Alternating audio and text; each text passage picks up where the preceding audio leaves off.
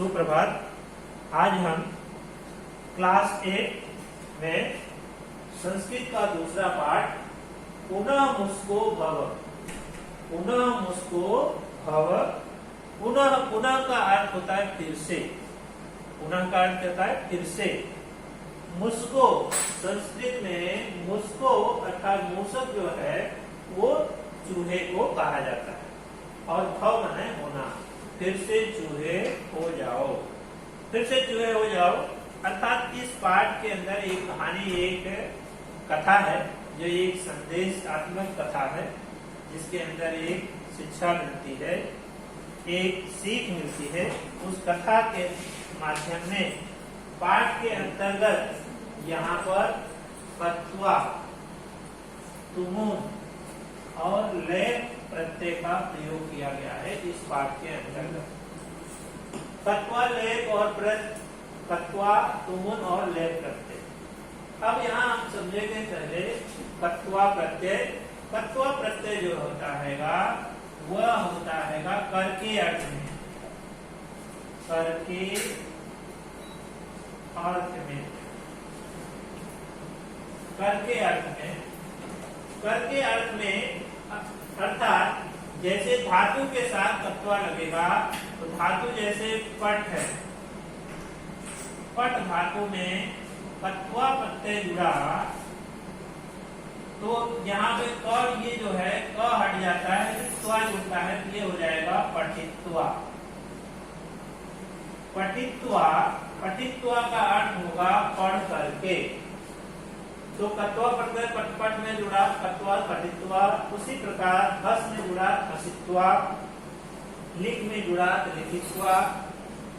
अब ये कत्वा प्रत्यय का क्या करके अर्थ में इसका प्रयोग होता है। जैसे आप शब्द आया पठित्वा, इसका अर्थ होगा पढ़ करके, तो पढ़ करके इसका प्रयोग होगा। लय प्रत्यय भी जो है वो करके अर्थ में होता है। लय प्रत्यय भी करके अर्थ में होता है, परंतु लय प्रत्यय में यहाँ पर कोई उपसर्ग, कोई उपसर्ग शब्द जो है किसी धातु के साथ जुड़कर आए और फिर उसमें जो है तो करके अर्थ में वो लय प्रत्यय लगाया जाए। तो लय प्रत्यय के लिए धातु के साथ जो है वह क्या हो जाएगा, धातु के साथ उपसर्ग लगा। जैसे आ उपसर्ग लग गया और गम धातु है तो प्रत्यय हो जाएगा लय। तो लय में ल और प हट जाए सिर्फ यह, तो शब्द बनेगा आगत्य या आगम्य।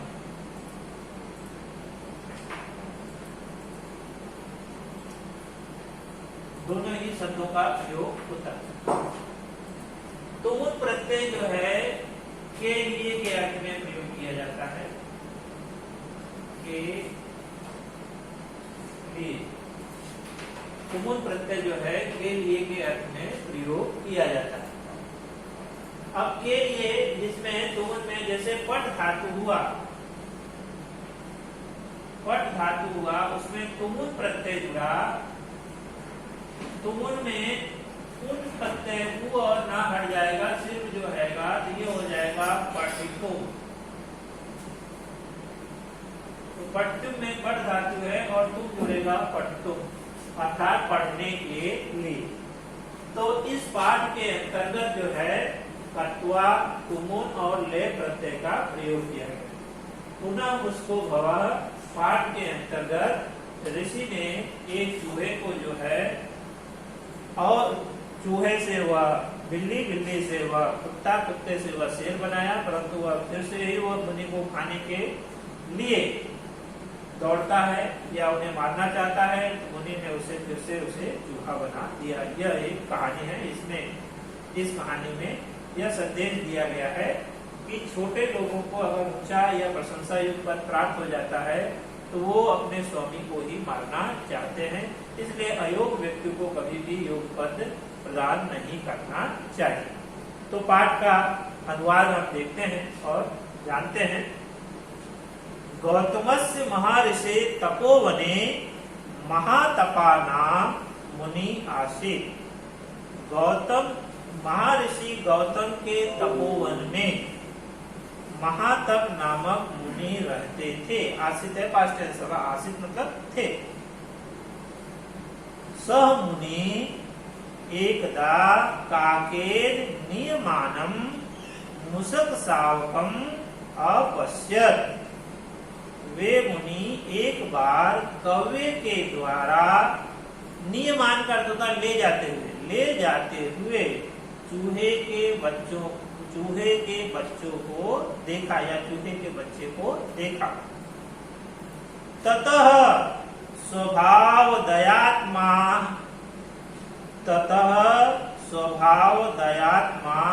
मुनिः तम सावकम अरक्षत अन्य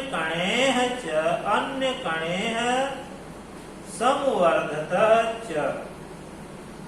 वे स्वभाव से दयालु मुनि उस बच्चे की रक्षा की और अन्य कणों से उसका पालन पोषण किया।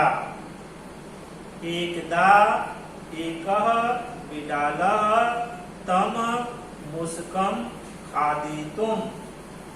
एक बार एक बिल्ली उस चूहे को खाने के लिए, यहाँ शब्द आ गया खादितुम, तो ये कौन सा प्रत्यय हो जाएगा? तुम। तो शब्द हो जाएगा खादितुम, तो शब्द हो जाएगा खादितुम। खादितुम का तो खाने के लिए।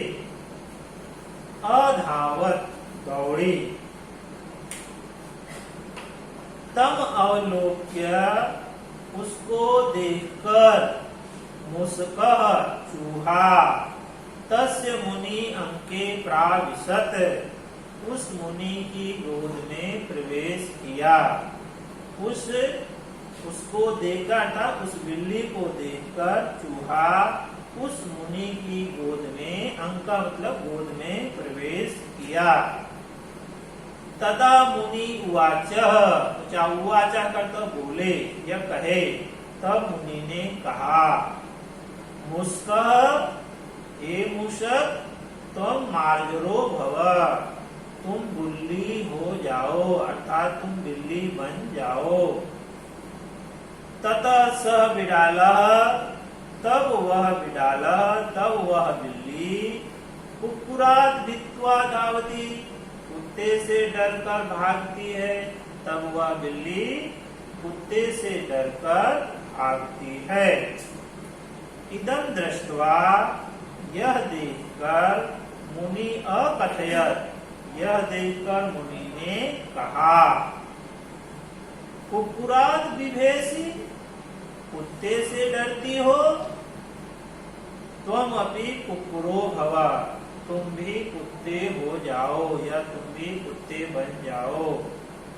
अधुना अब सह कुक्कुरः व्याघ्राद् भीतः भवति, अब वह कुत्ता बाघ से डरता है। ततः सह मुनि, तब वह मुनि तम कुक्कुरम, उस कुत्ते को व्याघ्रम अकरोत्, तब वह मुनि उस कुत्ते को बाघ बनाया या बाघ कर दिया। पाठ के दूसरे अंश में विद्यार्थियों ये वाला चित्र और इस चित्र के साथ यहाँ देखिए और उसके साथ जो उसके पाठ का अनुवाद। प्रथम स व्याघ्रम तपोवने वसति, अब वह बाघ तपोवन में ही रहता है। मुनि च तम व्याघ्रम मुस्को अयम अनया कृपा दृष्ट्वा भवति, और मुनि उस बाघ को यह चूहा है इस कृपा दृष्टि से देखते हैं। तत्र सर्वे मुनया, वहां सभी मुनि तम बाघ्रम, उस बाघ को दृष्टवा, अब यहाँ देखिए त्वा प्रत्यय आ गया, दृष्टवा, तो यहाँ शब्द हो गया दृष्टवा, दृष्टवा के आधार पर ये हो जाए दृश धातु, दृश धान मत्वा, ये हो गया दृष्टवा देख करके। तो वहां देख करके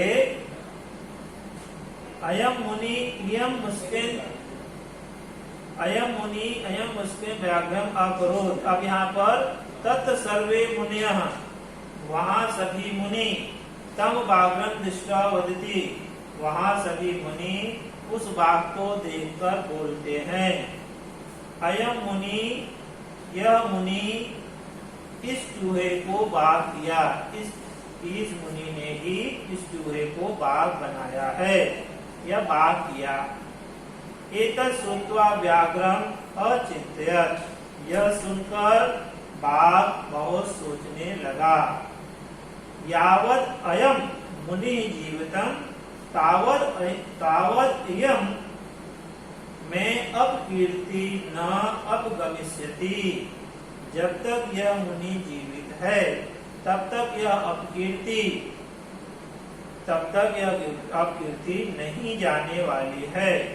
इति विचार्य व्याघ्रः तम, यह विचार करके बाघ उस मुनि हंतुम उद्यते, मुनि को मारने के लिए तैयार हुआ।